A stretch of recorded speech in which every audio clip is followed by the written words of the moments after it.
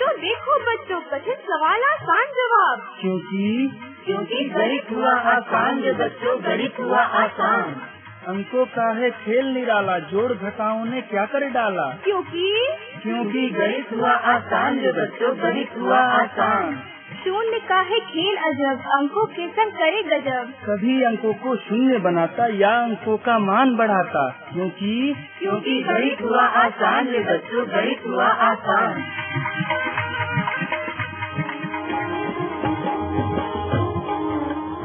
अलवर की आवाज 90.8 FM पर मैं हूं आपके साथ, आपका दोस्त बसंत।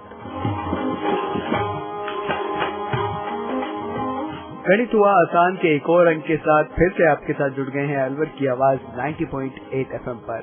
और आज गणित को आसान करने के लिए हम पहुंचे हैं राजकीय उच्च माध्यमिक विद्यालय बगड़मेर, जहां पर IIT अलवर के असिस्टेंट प्रोफेसर सचिन वर्मा हमें बताएंगे प्रोबेबिलिटी यानी कि प्रायिकता के बारे में।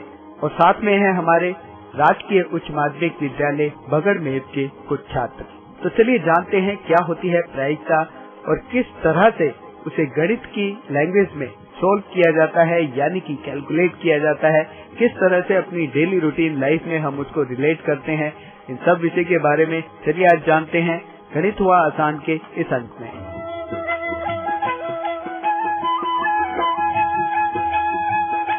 बेटा मेरा नाम Sachin Kumar Verma, IIT college engineering college से। आज हम जिस टॉपिक पे बात करने वाले हैं उसका नाम है प्रायिकता। ऑलरेडी इससे 2-3 एपिसोड हम डिलीवर कर चुके हैं, लेकिन उससे पहले आप अपना इंट्रोडक्शन दीजिए। मैं 10th क्लास की स्टूडेंट हूँ, मेरा नाम मुंफीदा। मैं 10th क्लास की स्टूडेंट हूँ, मेरा नाम है शरीना। मैं 10th क्लास की स्टूडेंट हूँ, मेरा नाम साहिना है। मैं 10th क्लास की स्टूडेंट हूँ, मेरा नाम मुस्कान है। मेरा नाम सोल्जर है, मैं 10th क्लास में पढ़ती हूँ। मेरा नाम आरसबिनी, मैं 10th क्लास में पढ़ती हूँ। मेरा नाम लॉली है, मैं 10th क्लास में पढ़ती हूँ।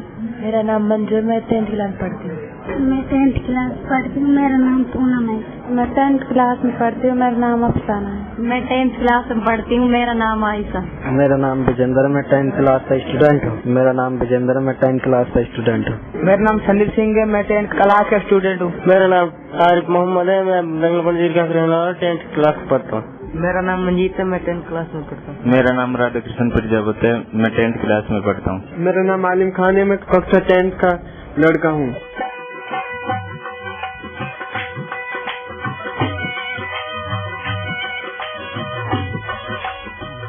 तो प्रायिकता के बारे में मैं आपसे जानना चाहता हूँ, कुछ जानते हैं प्रायिकता के बारे में? प्रायिकता होती क्या है? कभी पढ़ा है चैप्टर ये? ठीक है, क्या होती है प्रायिकता? मैं थोड़ा सा बता देता हूँ। बेटा जब हम प्रायिकता के बारे में बात करते हैं, इसका मतलब ये होता है कि हमें चांसेस की बात करते हैं, लक की बात करते हैं। हमारी डेली लाइफ में ऐसी बहुत सारी घटनाएं होती हैं जिसके बारे में हम अनश्योर होते हैं, कोई श्योरिटी नहीं होती है। ठीक है, जैसे बहुत छोटा सा एग्जाम्पल बताता हूँ मैं। बहुत सारी घटनाएं होती हैं। घटनाएं नॉर्मली 3 प्रकार की होती हैं। आपने सुना हो, निश्चित घटना होती है, असंभव, अनिश्चित।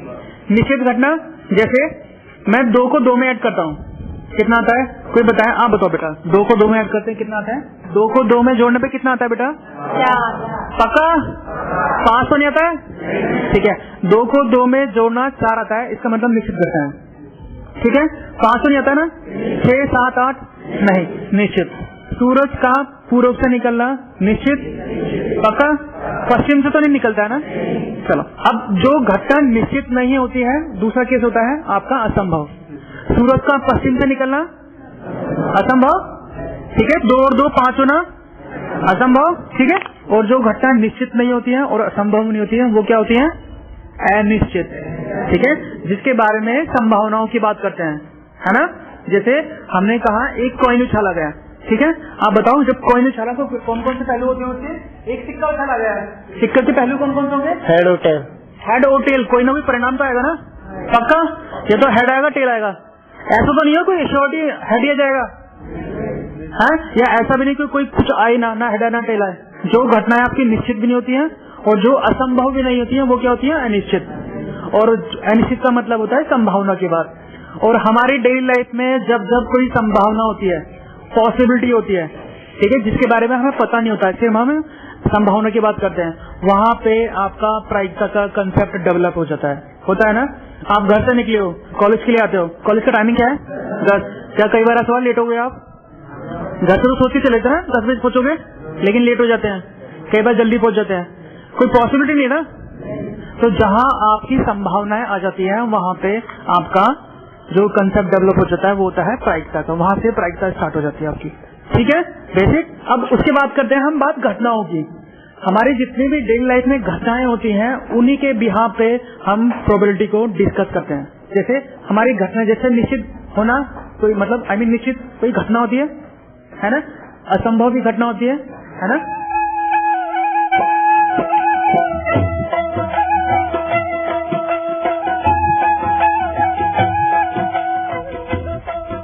तो आज हम जिस टॉपिक पे बात करने वाले हैं उसमें से जिस घटना के बारे में हम बात करेंगे उसका नाम है आपका स्वतंत्र घटनाएं। ठीक है, स्वतंत्र घटनाएं क्या होती हैं, कोई आइडिया? स्वतंत्र का मीनिंग बताओ मुझे पहले, कोई बच्चा बताएगा स्वतंत्र का मीनिंग? कितने बच्चे जानते हैं? आप बताएं बेटा, स्वतंत्र का मतलब क्या होता है? मेरा नाम शिवराम है, मैं कक्षा 10 का स्टूडेंट हूँ। स्वतंत्र मतलब स्वतंत्र खुला रहना। ठीक है, फ्री हो, है ना, खुला रहना, ऐसा बोल रहे हैं। और कोई मतलब आप बताएंगे? हाँ, आजाद, ये बच्चा बोल रहा है। स्वतंत्र मतलब आजाद। स्वतंत्र का मतलब होता है आजाद होना। ठीक है, ऐसे ही अगर मैं घटनाओं की बात करूं तो घटनाएं भी स्वतंत्र हो सकती हैं, होती हैं स्वतंत्र घटनाएं। जैसे कोई एग्जाम्पल बताएगा मुझे? जैसे मैं एग्जाम्पल देता हूँ, स्वतंत्र घटनाएं नाम बताओ अपना। आलिम खान। आलिम खान, आप खड़े जाओ, नाम बताओ। तारिफ खान। ठीक है बेटा, एक तारीफ है एक आलिफ है, 2 बच्चे हैं। ठीक है, दोनों ने एग्जाम में मेहनत की, एग्जाम आया आपका फिजिक्स का, मैथ का एग्जाम है, एग्जाम में कोई क्वेश्चन दे दिया आपको। ठीक है, आलिम ने एक क्वेश्चन सोल्व कर दिया, क्वेश्चन आया आपके एग्जाम में और आलिम ने क्वेश्चन सोल्व कर दिया, डन। ठीक है, तो क्या आलिम के क्वेश्चन को सोल्व करने से मैं ये इम्प्लाई कर सकता हूँ कि दूसरा जो व्यक्ति है तो तारीफ भी वो क्वेश्चन सोल्व कर देगा? अगर पहले बच्चे ने, सुन लीजिए, 2 बच्चे हैं, एक बच्चे ने अगर क्वेश्चन सोल्व कर दिया तो क्या इस बात से ये इम्प्लाइज हो जाएगा, इस बात से ये हम संभावना व्यक्त करते हैं कि दूसरा व्यक्ति भी क्वेश्चन सोल्व कर देगा? पक्का है ना। तो ऐसी घटनाएं जहां एक के काम करने से या एक के घटने से दूसरी घटना पे कोई अफेक्ट नहीं पड़ता, कोई प्रभाव नहीं पड़ता, ऐसी घटनाओं को बोलते हैं हम स्वतंत्र घटनाएं। ठीक है, बात समझ आती है? और एग्जाम्पल बताएं, कोई आइडिया जहाँ स्वतंत्र के बारे में बता सकते हैं हम? आपके डेली लाइफ में बहुत सारे एग्जाम्पल होते हैं ऐसे। चलो मैं बताता हूँ आपको, नाम बताओ अपना। कपिल कपूर। कपिल, आपका नाम कपिल है और एक व्यक्ति और है राधा कृष्ण। राधा कृष्ण और कपिल। ठीक है, अच्छा अब मुझे बताएं, एक तरफ राधा कृष्ण खड़े हैं और एक तरफ कपिल खड़े हैं। ठीक है, अब मेरी बात सुने, एक कॉइन दिया जाता है, एक कॉइन समझते हैं, सिक्का, एक सिक्का दिया जाता है कपिल के हाथ में और एक सिक्का दिया जाता है राधा कृष्ण के हाथ में। ठीक है, अब मुझे सोच के बताएं, दोनों ने कॉइन उछाला, एक इन्होंने कॉइन उछाला कपिल ने, एक राधा कृष्ण ने कॉइन उछाला, सिक्का, और मैं जानना चाहता हूं कि जो हेड आए, जो कपिल ने कॉइन उछाला उस पर हेड आ जाए, उनके सिक्के पे हेड आ गया, तो क्या उनके सिक्के पे हेड आने से मैं ये इम्प्लाई कर सकता हूं कि जो दूसरे व्यक्ति हैं, राधा कृष्ण जो व्यक्ति हैं, उन्होंने जो सिक्का उछाला उस पर भी हेड आ जाए या टेल आ जाए?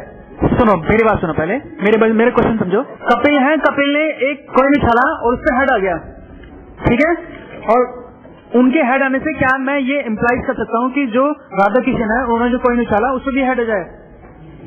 कोई शॉर्टी तो नहीं है ना, या टेल आ जाए? इस बात की शॉर्टी दोनों में से एक आएगा तो निश्चित है, लेकिन इस बात का मैं इम्प्लाई तो नहीं कर सकता हूँ कि अगर उनके केस पे हेड आ गया है तो इनके उछालने पे जो कॉइन पे उससे भी हेड आ जाए, नहीं होता ना। तो ऐसी घटनाएं जहां दूसरे पे इफेक्ट ना डालती हूँ क्या बोलते हैं हम उसे? स्वतंत्र घटनाएं। ठीक है, चलो बैठो बेटा, शाबाश। अब और कौन बताएगा मुझे? आपके पास एक कॉइन है, ठीक है, मैंने कहा आप कॉइन उछालो, आपने कॉइन उछाल दिया, ठीक है, अब उस पर क्या आएगा? ये तो हेड आएगा, टेल आएगा? Yes sir. तो क्या मुझे ये बताओ कि हेड आना और टेल आना, अगर इनके एक कॉइन पे हेड आ गया है तो दूसरी बार मैं बता सकता हूँ मैं टेल आएगा हेड आएगा?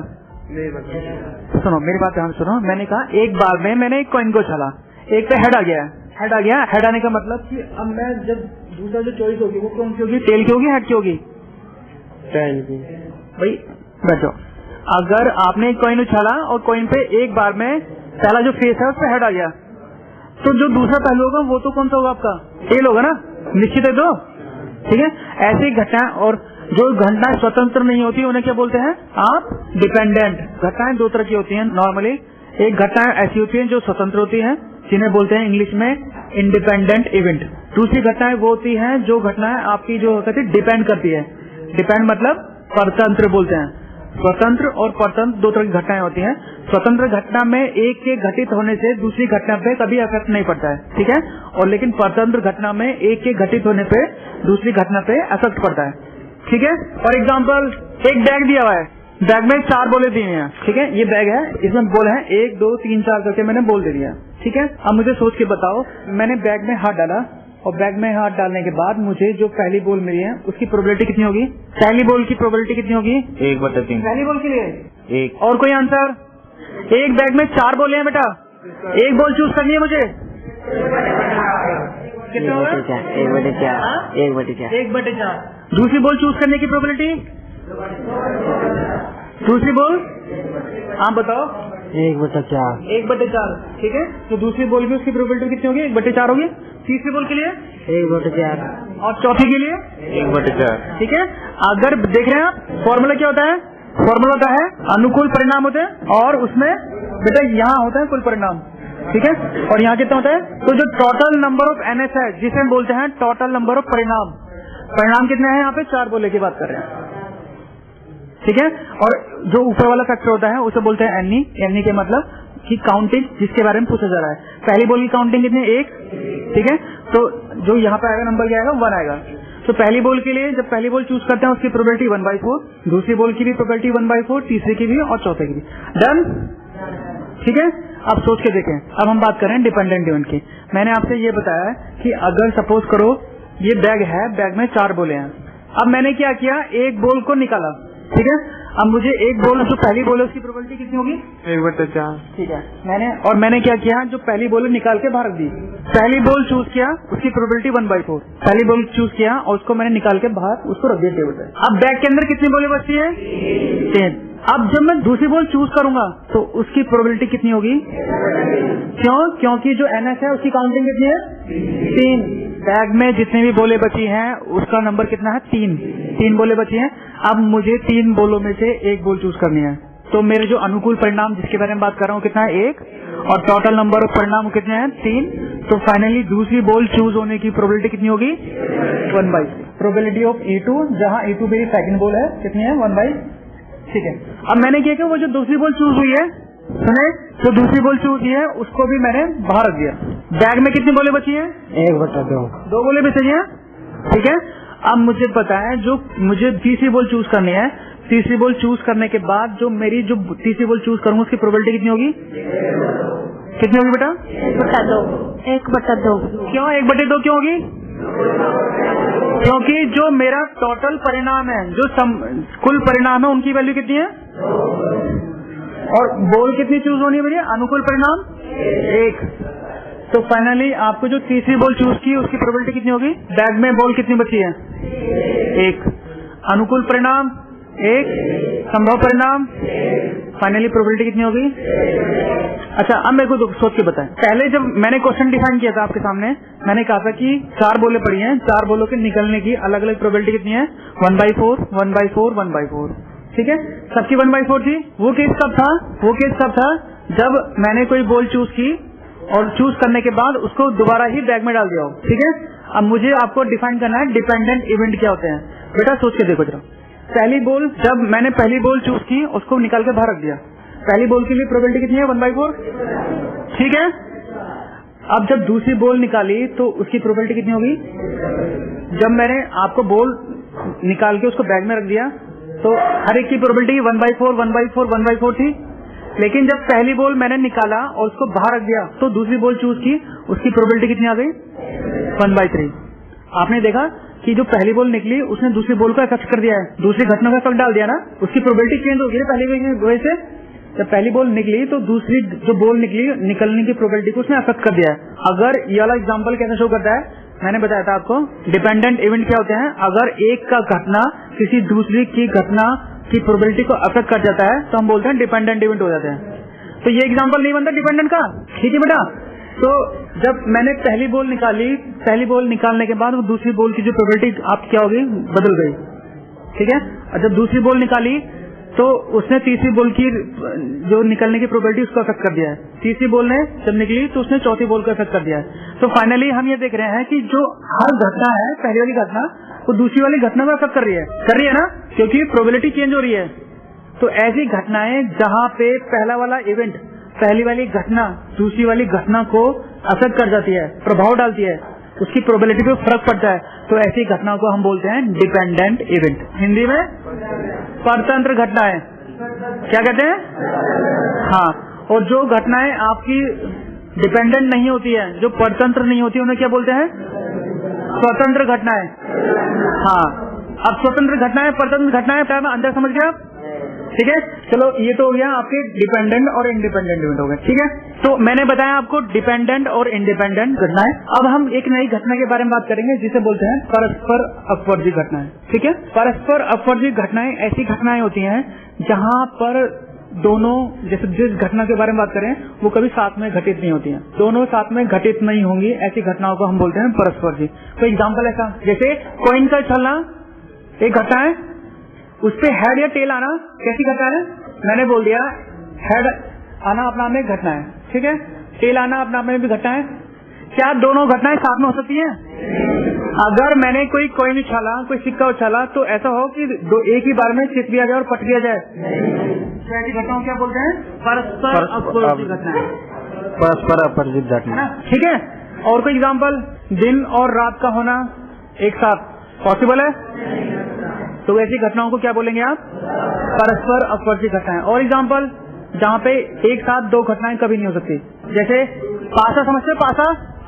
हाँ, लूडो खेलते हैं आप लोग, है ना, या सांप सीढ़ी का गेम खेलते हैं, वहाँ पे उसमें आपका जो पासा होता है जिसमें कितने अंक होते हैं? 1 2 3 4 5 6। ठीक है, अब मुझे सोच के बताएं, क्या एक बार में मैंने पासा फेंका तो उस पे जो नंबर आएगा एक ही नंबर आएगा ना एक बार में? ऐसा तो नहीं होता कि एक से एक पहली बार में 1 और 2 एक साथ आ जाए, एक टाइम में एक ही घटना होती है।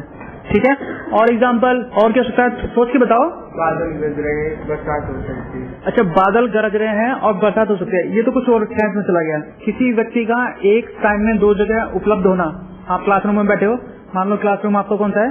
एक रूम नंबर 1 दे रखा है, आपको क्लास में बैठना है, ये एक रूम नंबर 1 दे रखा है, दूसरा वाला दूसरा रूम नंबर। ठीक है, नाम से इंडिकेट कर दिया है, एक 1 है एक 2 है।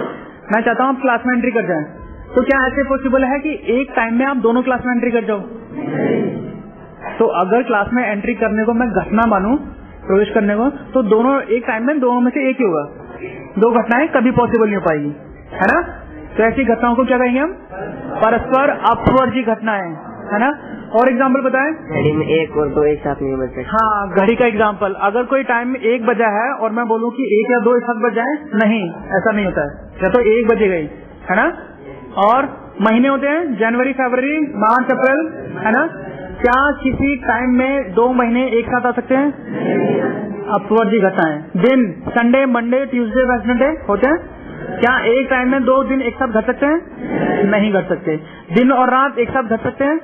नहीं घट सकते हैं। और एग्जाम्पल, क्या कभी ऐसा कोई काम नहीं हुआ जो एक टाइम में 2 घटनाएं एक साथ मना कर दो आप? मोस्टली काम ऐसे होते हैं जो एक टाइम में एक ही होता है। आप एग्जामिनेशन रूम में बैठे हो, आपके 2 एग्जाम है, ठीक है, एग्जामिनेशन रूम में बैठे हैं, आपके 2 एग्जाम है, एक टाइम में एक एग्जाम दोगे ना आप, है ना। 2 एग्जाम फिजिक्स और मैथ के एग्जाम एक टाइम में नहीं दे सकते ना। तो अगर एग्जाम देने की मैं घटना मानूं तो दोनों में से एक घटना आपके साथ में नहीं घटेगी। ठीक है, 2 वाहनों को एक साथ नहीं चला सकते, एक साथ नहीं चलाएंगे, 2 वाहने एक साथ नहीं चलेंगे। एक व्यक्ति अगर चाहे तो एक वाहन को एक साथ में चला सकता है ना। सही कह रहे ना?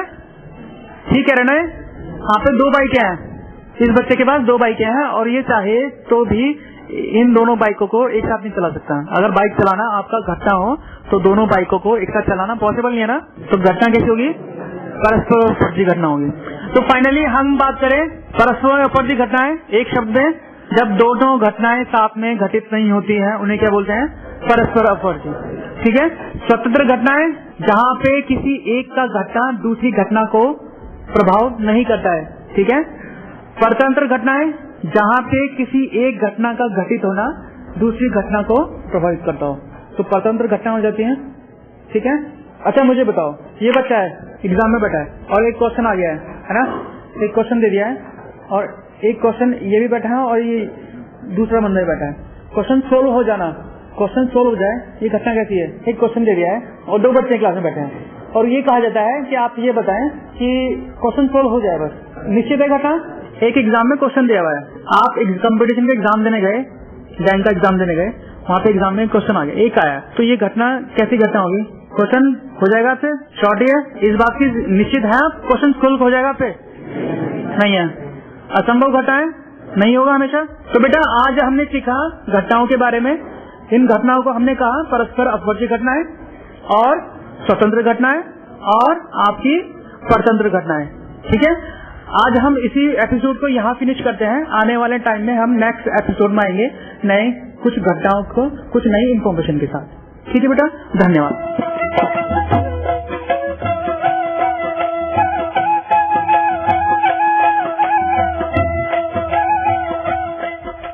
हाँ दोस्तों, अब तो हमें उम्मीद है कि आपको प्रायिकता यानी कि प्रोबेबिलिटी के बारे में बहुत अच्छे से जानकारी हो गई होगी।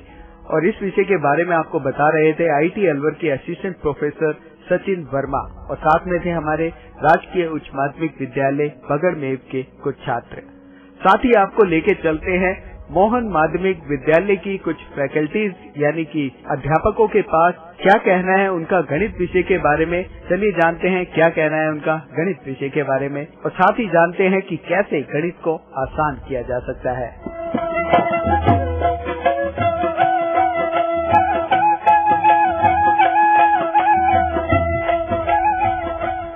चलिए दोस्तों, अब मोहन सिंह जी हैं हमारे पास जो कि साइंस पढ़ाते हैं मोहन माध्यमिक विद्यालय में। तो मोहन जी ये बताइए, सबसे पहले अपने बारे में बताइए थोड़ा सा। सर मैं BSc ग्रेड हूँ। यहाँ पे कितना समय हो गया आपको? सर इसी साल आया हूँ सर मैं। अच्छा, इसी साल आए हैं? 8-1 महीने हो गए लगभग। 8-1 महीने हो गए। क्या पढ़ाते हैं आप? मैं साइंस पढ़ाता हूँ। साइंस पढ़ाते हैं। कौन कौन सी क्लास? 5वीं से लेकर 10वीं तक। 5वीं से लेकर 10वीं तक का आप साइंस पढ़ाते हैं। तो साइंस बैकग्राउंड आपका है तो जरूर मैथ से भी जुड़े रहे होंगे। हाँ सर बिल्कुल। तो मैथ्स के बारे में आपका क्या एक्सपीरियंस है? मैथ बहुत अच्छा सब्जेक्ट है अगर रुचि लेकर पढ़ा जाए तो। बायोलॉजी से तो अच्छा ही है, क्योंकि अब हम बायोलॉजी लिया ना तो उससे तो बहुत बेटर लगता है, पर उससे मैं नहीं लिया था तो अब थोड़ा अफसोस होता है। अच्छा, अब अफसोस होता है कि मैथ्स लेना चाहिए था। और साथ ही आपसे ये जानना चाहेंगे कि बच्चों में मैथ्स को लेके जो देखा जाता है कि हवा सा होता है, बच्चे डरते हैं मैथ्स को लेके, क्या रीजन आप समझते हैं? इसमें उनका मानसिक रीजन हो सकता है, कुछ घर से रिलेटेड रीजन हो सकते हैं, यही हो सकते हैं, या फिर उनकी साइकोलॉजी ऐसी बना रखी है ना, क्योंकि शुरू से सब करते हैं कि ट्यूशन जाते हैं। हम भी गए थे तो वो तो थोड़ा टीचर्स बना देते हैं, तो पहले से मेंटल है, कुछ साइकोलॉजिकल प्रेशर होता है, ये रीजन हो सकता है।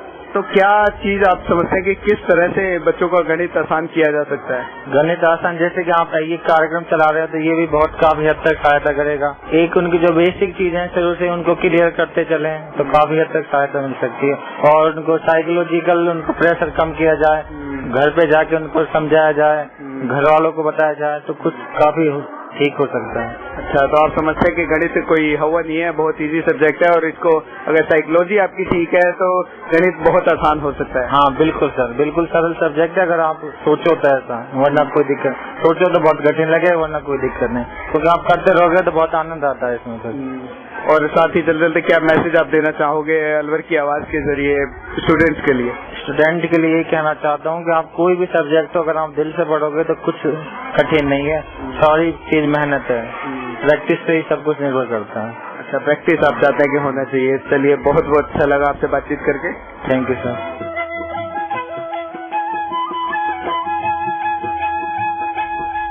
राकेश कुमार जी हमारे साथ जुड़े हैं, तो उनसे पहले उनके बारे में जानना चाहेंगे कि आप अपने बारे में बताएं थोड़ा सा। जी सर, मेरा नाम राकेश कुमार बंधु है, मैं हिंदी और संस्कृत विषय पढ़ाता हूँ। और कितना समय हो गया आपको बच्चों को पढ़ाते हुए? पढ़ाते इस स्कूल में तो 1 साल हुआ है, वैसे मेरे को बहुत पहले कई स्कूल में पढ़ाया है। अच्छा, तो पढ़ाने में बड़ा आनंद आता है बच्चों को। तो बच्चों को तरह तरह के बच्चे मिलते हैं तो उनको उसी हिसाब से टैकल करना जरूरी होता है। उनकी IQ को देखना पड़ता है कि किसको कैसे पढ़ाया जाए, किसको किस स्तर पर पढ़ाया जाए और किसको क्या ज्यादा जरूरत है। हिंदी में कमजोर है तो हिंदी का उसी अनुसार, वर्णमाला का, और संस्कृत में कमजोर है तो उस हिसाब से तरह तरह का ज्ञान को बहुत जरूरी है समय समय पर। तो आप कौन सा मेथड आप समझते हैं कि टीचर्स को पढ़ाना चाहिए जिससे कि बच्चों को कोई भी सब्जेक्ट ले ले, चाहे गणित हो, चाहे साइंस हो, चाहे इंग्लिश हो, कि उनको आसानी से समझ में आए? देखो, आजकल क्या नाम है, शिक्षा केंद्रित तो वही नहीं, ये है बाल केंद्रित शिक्षा। इस समय जो बालक जिस चीज में रुचि दिखाते हैं, यानी कि चाहे वो अपन चार्ट पे बनाकर दिखाएं या फिर बोर्ड पर बोल रहे हैं या फिर और कुछ भी तरीके से, या फिर उसको करते हुए अभ्यास के तौर पर हाथ में चाहे पठन चल रहा है उसके तरफ अगर हम दिखाएंगे तो जिसमें रुचि ले रहे हैं उसके अनुसार वही हमारे को प्रणाली अपनानी चाहिए जिससे कि बच्चों को अंदर समझ में आए। ऐसा नहीं है कि हम अगर अपने तरीके से पढ़ा रहे हैं और बच्चे रुचि नहीं ले रहे, सो रहे हैं, कुछ कर रहे हैं, तो उसकी वजह से फिर वो तो हमारी निरर्थक ही मेहनत, ये समझो। इसीलिए बच्चे जिस में भी रुचि लेते हैं उस तरीके से पढ़ाना जरूरी है। मतलब बेसिक आप चाह रहे हैं कि प्रैक्टिकल तरीके से बच्चों को पढ़ाना जाना चाहिए जिसमें बच्चे रुचि लें। बिल्कुल ऐसा ही है। और सर अगर गणित की बात करें तो चूंकि आप ही अध्यापक रहे हैं और पढ़ा रहे हैं बच्चों को, और आपका गणित कैसा रहा है? सर गणित मेरा बहुत वीक रहा है, क्योंकि गणित का मतलब जो मेहनती बच्चे होते हैं, यानी कि चाहे वो किसी भी विषय को ले लो, चाहे अपने दैनिक जीवन को ले लो, अगर दैनिक जीवन में भी मेहनत है, अच्छी करते हैं, तो उसका मैथ में भी चलता है। मेरा तो ये रूल है, क्योंकि मैंने कभी भी इस तरह से, क्योंकि मेहनत बहुत जरूरी होती है। जैसे कि हिंदी में एक दोहा है, करत करत अभ्यास के जड़मती हो तो सुजान है, और रतरी आवत जात से सिलबत परत निशान। उसी प्रकार अगर मैथ का ये हिसाब है कि बार बार अगर हम अभ्यास करेंगे किसी चीज को, चाहे वो सूत्र हो, चाहे रूल हो, चाहे कोई और भी कुछ मतलब पर्सनालिटी का हो, अगर बार बार किसी चीज को अभ्यास किया जाता है तो उसको लिखने से जो दिमाग पर छप जाता है, एक तरह से प्रिंट, वो उस प्रकार रटने से नहीं होगा इस बात। लेकिन लिखना बराबर अभ्यास जरूरी है हर चीज का। अभ्यास जरूरी है, यानी कि प्रैक्टिस। आप कहते हैं कि कोई भी सब्जेक्ट को सीखने के लिए प्रैक्टिस बहुत जरूरी है। और चूंकि हमारा रेडियो से एक प्रोग्राम चल रहा है गणित हुआ आसान, 8वीं से लेकर 12वीं तक के बच्चों का गणित आसान करने के लिए हम निकले हैं, तो आज आपके स्कूल में भी पहुंचे, तो आप कितना कारगर समझते हैं कि रेडियो से गणित आसान हो सकता है? सर रेडियो से तो गणित कुछ मतलब आप ज्ञान वैसे मौखिक ज्ञान दे सकते हैं, लेकिन वैसा ज्ञान है जिस प्रकार से तरीके का, अगर बच्चों को हम देख नहीं रहे किस प्रकार के बच्चे सुन रहे हैं प्रोग्राम, उनके तरीके से अगर वो प्रोग्राम आ रहा है तो वो बहुत अच्छी तरह से कैच करेंगे। लेकिन अगर उनके स्तर का है तो ठीक है, लेकिन अगर उसके स्तर का नहीं है तो उनके उस हिसाब से समझ नहीं आएगा। इसलिए लेके 8वीं से 9वीं 10वीं स्तर का जिस हिसाब से बच्चा वो सुनता है तो अगर कुछ ना कुछ तो उसको हासिल होता ही है। और साथ ही क्या मैसेज आप देना चाहेंगे अपने सुनने वालों को अलवर की आवाज के जरिए? सर सुनने वालों को मेरा यही मैसेज है, अगर किसी भी सब्जेक्ट को पढ़ना है तो बड़े लगन से, ध्यान से और अभ्यास करके बार बार उसी चीज को करें तो हम जरूर जीवन में सक्सेस हो सकते हैं, सफल हो सकते हैं। बहुत बहुत शुक्रिया सर, धन्यवाद।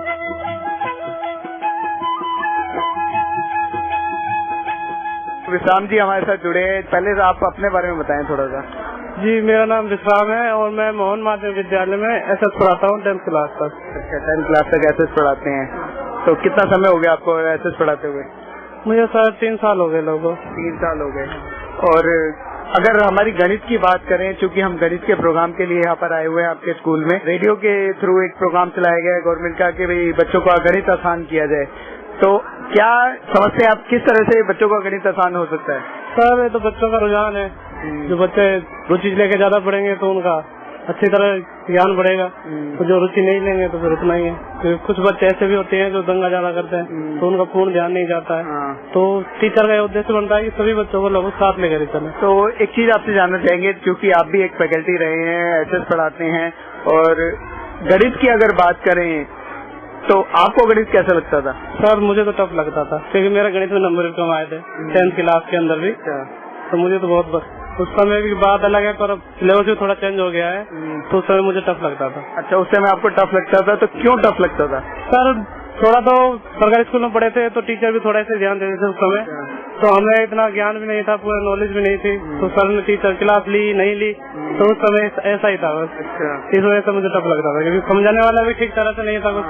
तो कुछ फैमिली पढ़ी लिखी होती है तो वो भी थोड़ा ध्यान दिलाती है, पर हमारी फैमिली जो पीछे से अनपढ़ थी तो उन्होंने भी ध्यान नहीं दिया, इस वजह से टफ लगता था। क्योंकि अगर टीचर पूरे बच्चों पर ध्यान देंगे तो पूरे बच्चे फिर कुछ ना कुछ तो उन्हें समझ आएगा, तो उनकी नॉलेज भी ज्यादा बढ़ेगी। फैकल्टी का भी फर्क पड़ता है सर। तो एक चीज आपसे जान रहेंगे, जैसे कि हमारा रेडियो से प्रोग्राम चल रहा है, रेडियो से गणित पढ़ाने का, गणित आसान करने का, 8वीं से लेकर 12वीं तक के बच्चों को रेडियो से आसान तरीके से गणित पढ़ाने का, डेली रूटीन लाइफ में किस तरह से हम गणित को रिलेट कर सकते हैं, तो कितना आप समझते हैं कि बच्चों को फायदा पहुंचा सकते हैं? सर जैसे बच्चा अगर रेगुलर सुनेगा तो उसे फायदा होगा, क्योंकि जितनी जानकारी बढ़ेगी, क्योंकि जो समझ नहीं आ रहा है या बकायदा स्कूल नहीं गया है तो लेसन छूट गया है, अगर वो रेडियो पर आ रहा है तो उसे सुनेगा तो उसकी जानकारी बढ़ेगी, उसके बारे में ज्ञान भी उसे होगा, तो इससे बच्चों का मैथ की तरफ रुझान भी अधिक होगा, उन्हें सरलता से ऐसी तरह मैथ समझ आएगी। पहली फैकल्टी मिली है जो गणित से खुद डरती थी, तो हम चाहेंगे कि आप उन बच्चों को क्या कहना चाहोगे जो अब आपकी उस उम्र में होंगे जो बच्चे गणित से डरते हैं? मैं सर ये कहना चाहूंगा कि आपके टीचर वर्तमान समय में तो अच्छा पढ़ा रहे हैं, किसी भी स्कूल में चले जाओगे तो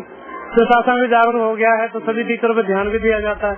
तो पूरी तरह बच्चों को भी उनकी तरफ रुझान देना चाहिए कि सर हमें पढ़ा रहे हैं तो हम भी पूरे ध्यान से उस चीज को सब्जेक्ट को पढ़े, चाहे वो कोई सा भी सब्जेक्ट हो, SS हो, मैथ हो, साइंस हो, कोई सा सब्जेक्ट हो, उसे पूरे ध्यान से पढ़ना चाहिए, तो उनका रुझान बढ़ेगा और जानकारी बढ़ेगी। साथ ही चलते चलते क्या मैसेज देना चाहेंगे अलवर की आवाज के जरिए? मैं अलवर की आवाज के जरिए कहना चाहूंगा कि सभी को शिक्षित हो, सभी बच्चे ध्यान से अपना लक्ष्य प्राप्त करें और जो चाहते हैं वो हासिल करें और अच्छी तरह पढ़ाई में ध्यान दें। बहुत बहुत शुक्रिया, धन्यवाद।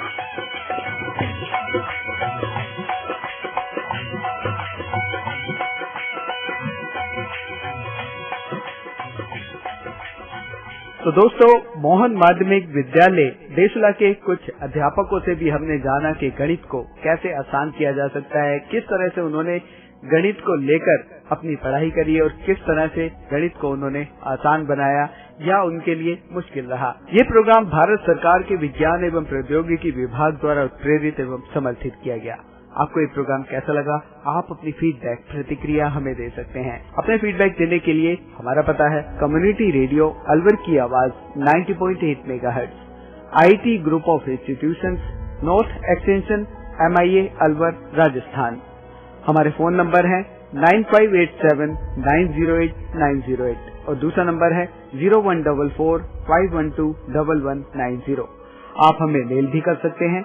हमारी ईमेल आईडी है radioalwar@gmail.com और साथ ही इस प्रोग्राम को आप ऑनलाइन यानी कि इंटरनेट पर भी सुन सकते हैं। इंटरनेट पर सुनने के लिए आपको लॉगिन करना है www.i-radiolive.com पर और साथ ही मैथमेटिक्स यानी गणित हुआ आसान के एपिसोड आप ऑनलाइन यानी कि इंटरनेट के माध्यम से एक दुनिया अनेक आवाज के वेबसाइट पर भी सुन सकते हैं। वेबसाइट है www.edaa.in।